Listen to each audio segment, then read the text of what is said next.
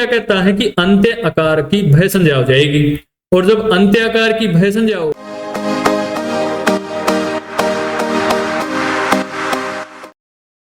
ओम नमस्ते जी। आज का हमारा विषय तद्धित प्रकरण में अदूर्भवस्य नियम से प्रारंभ होगा। इससे पूर्व हम तद्धित प्रकरण के अनेकों नियमों के बारे में आपके साथ विस्तार से चर्चाएं कर चुके हैं। आइए अधिक समय न लेते हुए हम अपने विषय को प्रारंभ करते हैं। नियम है हमारा अदूर्भवस्य। अदूर्भवस्य क्या कहता है कि षष्ठ्यंत समर्थ पद से अदूर्भव अर्थात जो दूर न हो अर्थ में अण आदि प्रत्यय हो। अब उदाहरण क्या हमारे पास, उदाहरण क्या है, वैदिशम अर्थात विदिशा नामक नगरी के समीप वाला नगर अर्थात देश।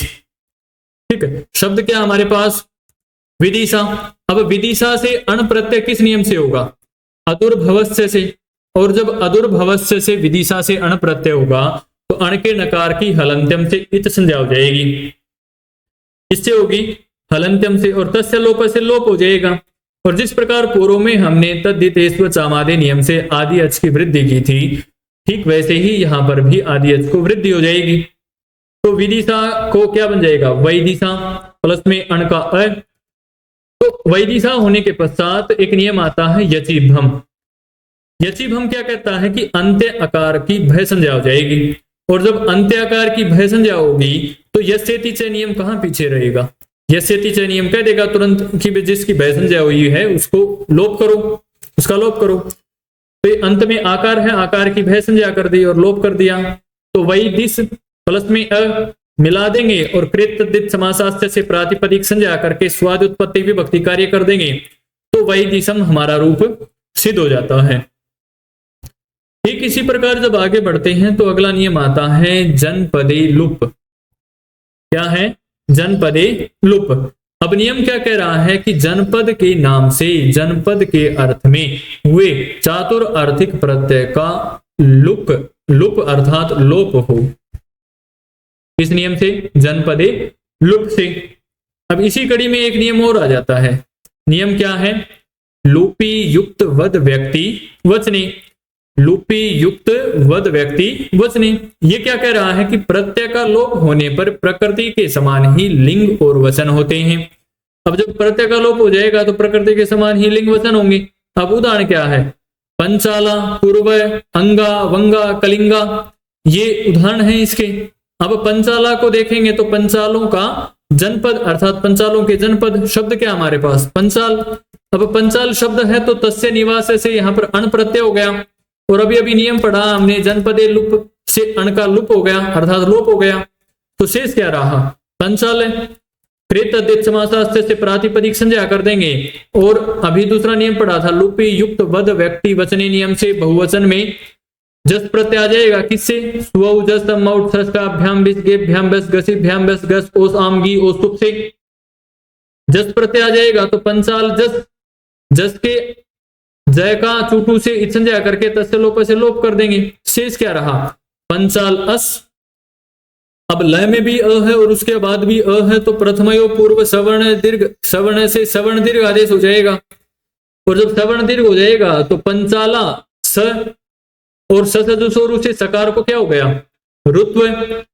और रू को होने के बाद सा को, स को रू होने के बाद उकार की उपदेश से अजनुनासिक इच संज्ञा की प्राप्ति हो रही है।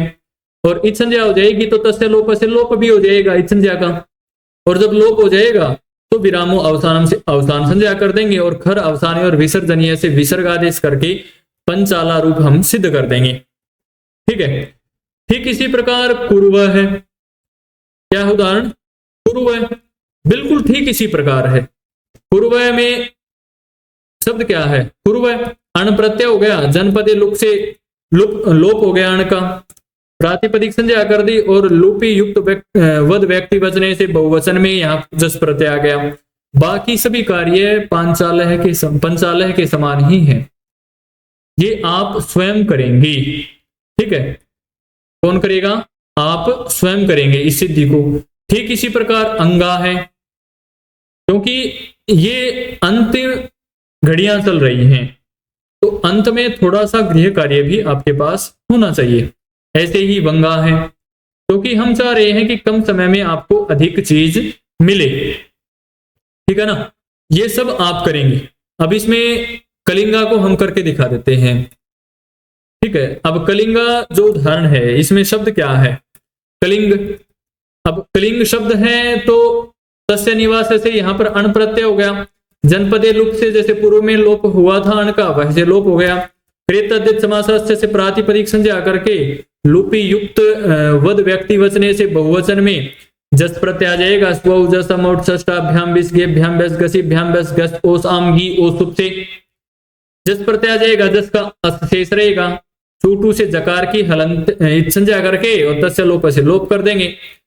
फिर ग में अ है और रस का है तो सवर्ण दीर्घ की प्राप्ति हो रही है, तो प्रथमयो सवर्ण दीर्घ, प्रथमयो पूर्व सवर्ण से सवर्ण दीर्घ कर देंगे।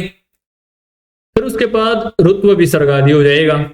कोई कठिन है नहीं है ना, आसानी से कर लेंगे ना। जो बाकी आपको दिए हैं गृह कार्य के तौर पे वो भी कर लेंगे जी, बहुत अच्छे। यदि ना समझ में आए तो आप यहां से भी देख सकते हैं। ठीक इसी प्रकार जब आगे बढ़ते हैं तो आगे एक नियम आता है वर्णादिभ्यश्च। वर्णादिभ्यश्च क्या कहता है कि वर्णा आदि शब्दों से परे चातुर आर्थिक प्रत्यय का लोप हो। अब उदाहरण क्या हमारे पास, वर्णा अर्थात वर्णा नदी के निकटवर्ती प्राचीन नगर है। शब्द क्या है, वर्णा। वर्णा से अदुर्भवस्थ नियम से अण प्रत्यय हो गया, परंतु वर्णादिभ्यश्च नियम से अण का लुप हो गया, लोप हो गया, वर्णा ही शेष रहा। कृत अधित समासास्त्र से प्रातिपदिक संज्ञा कर दी और लूपी युक्त वद व्यक्ति वचने नियम से स्त्रीलिंग में बहुवचन कर दिया। और बहुवचन करके हम स्वाद उत्पत्ति विभक्ति कार्य कर देंगे। जहां सु औ जस मौट षष्ठाभ्याम आदि से प्रत्यय ले आएंगे तो वर्णा हमारा रूप सिद्ध हो जाता है। विसर्ग आदि करने के पश्चात कोई अतिरिक्त कार्य तो नहीं है, जैसे पूर्व में हमने किया था ना, कलिंगा में किया था, वैसे ही वर्णा में होगा। बस यहाँ पर कलिंगा में हमने तस्य निवास से अण प्रत्यय लिया था, यहां हम अदुर्भवस्थ से अण प्रत्यय ले रहे हैं। ठीक इसी प्रकार जब आगे बढ़ते हैं तो अगला नियम आता है क्या, कुमुद नड वेत सेभ्यो डमतुप। नियम क्या कहता है कि कुमुद नड वेतस शब्दों से तद अस्मिन अस्ति, इस प्रकार सप्तम्यंत के अर्थ में डमतुप प्रत्यय हो, प्रत्यांत शब्द यदि देश का वाचक हो तो। ठीक है, इसी के साथ एक नियम और आ जाता है झय। अब झय नियम क्या कहता है कि झयंत से परे मतुप के मकार को वकार आदेश हो जाएगा। अब उदाहरण क्या है, कुमुदवान नडवान, यही है ना। अब कुमुदवान अर्थात श्वेत कमल वाला देश है, कुमुद शब्द है। अब कुमुद नड वेत सेभ्यो डमतुप से डमतुप प्रत्यय आ गया। अब डमतुप का हमारे पास क्या शेष रहता है, मत, क्योंकि डकार की तो हम किससे कर देंगे, टूटू से, और पकार की हलंत्यम से, उकार की उपदेश से अजनुनासिक से संज्ञा करके तस्य लोप से लोप कर देंगे, कुमुद मत शेष रहेगा। यचीब हमसे भय संज्ञा कर देंगे दकार की, और टे से टी भाग का लोप हो जाएगा यसे टी आदि के माध्यम से। अभी हमने एक नियम पढ़ा है झय। अब झय नियम क्या कह रहा है कि मकार के स्थान पर वकार हो जाएगा डमतुप के। म है, मैं को क्या हुआ, वह, तो वत हो गया। अब कुमुद प्लस वत को मिलाएंगे, कुमुदवत, कृत तद्धित समासास्त्र से प्रातिपदिक संज्ञा और स्वाद उत्पत्ति विभक्ति कार्य कर देंगे तो कुमुदवान बन गया। ठीक इसी प्रकार हमारा अगला उदाहरण है नेडवान। कौन सा उदाहरण है, नेडवान। ठीक है, शब्द क्या है, नड। नड शब्द है, यहां पर भी डमतुप प्रत्यय हो रहा है। जिस प्रकार कुमुदवान बना है ठीक वैसे ही ये बनेगा, कोई भी परिवर्तन नहीं है और नडवान हमारा रूप सिद्ध हो जाएगा। ये आप स्वयं करें। कौन करेगा, स्वयं करेंगे, नहीं तो आप यहां से देखकर कर सकते हैं, ये गृह कार्य आपका रहेगा। ठीक इसी प्रकार जब आगे बढ़ते हैं तो अगला नियम आता है मादुपधायाश्च मतोर वो अयवादिभ्यश्च। नियम क्या कहता है कि म वर्णांत और अवर्णांत तथा म वर्गों वर्णोपध और अवर्णोपध से परे मतुप के मकार को वकार आदेश हो, पर यवादि से परे को न हो, यवादि से परे को न हो। अब उदाहरण क्या हमारे पास, वेतस्वान, यही है ना शब्द, क्या है वेतस, नियम से हमारे पास दमतुप प्रत्यय हो गया, दमतुप का हमारे पास मत शेष रहा, चोटू हलंत्यम उपदेश आदि इनसे ई संज्ञा करके लोप कर दिया, यचिब हमसे भ संज्ञा करके टे से टी भाग का लोप कर दिया है। वेतस मत हमारे पास जब शेष रहेगा तो एक नियम हमने अभी अभी जो पढ़ा है, मा उपधा यास मतोर व अयवादिभ्यस्य, अर्थात मकार को वकारादेश हो जाएगा। अब जब मकार को वकारादेश होगा तो वेतस प्लस वत, मत के स्थान पर कृत तद्धित समासास्य से प्रातिपदिक संज्ञा और स्वाद उत्पत्ति विभक्ति कार्य कर देंगे तो वेतस्वान हमारा रूप सिद्ध हो जाएगा। ठीक है, ठीक इसी प्रकार जब आगे बढ़ते हैं तो अगला नियम आता है नेड सादड़, नेड सादाड़ ड्वलच। इससे क्या होता है, ड्वलच प्रत्यय होता है। कहां होता है, नड और साद शब्द से सप्तम अर्थ में ड्वलच प्रत्यय होता है। अब उदाहरण क्या है हमारे पास, नडवलय और साद्वलय है। नडवलय में नड शब्द है, नड से कौन सा प्रत्यय हुआ, ड्वलच, किस नियम से, नड सा दाड़ ड्वलच से, ड्वलच प्रत्यय होगा। ड्वलच का क्या शेष रहेगा, वल, टूटू से तो डकार की संज्ञा होगी और हलंत्यम से चकार की, तस्लोप से लोप कर दिया।